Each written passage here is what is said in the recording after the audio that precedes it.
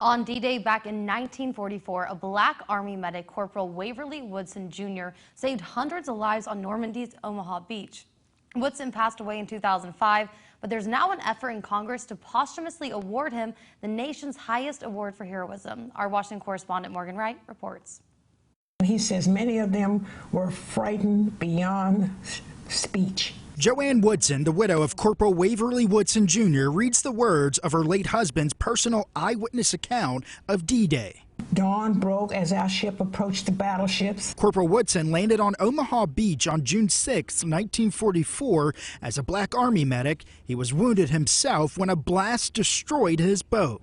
This D-Day, Army prejudices took a back seat as far as the soldiers helping one another was concerned.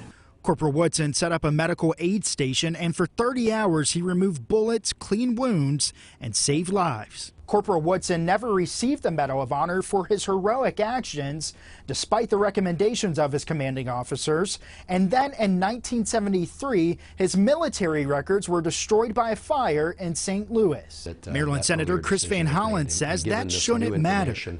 Given the contemporaneous records of his heroism that were talked about in multiple newspapers at the time. Van Hollen and the Congressional Black Caucus wrote a letter to Acting Secretary of the Army requesting a formal review to posthumously award the Medal of Honor. This nation really needs to honor him in this way. Despite no movement yet on the medal, Van Hollen and Woodson's widow hold on to hope that Woodson and other African Americans' heroism during World War II will one day be properly recognized. In Washington, Morgan Wright.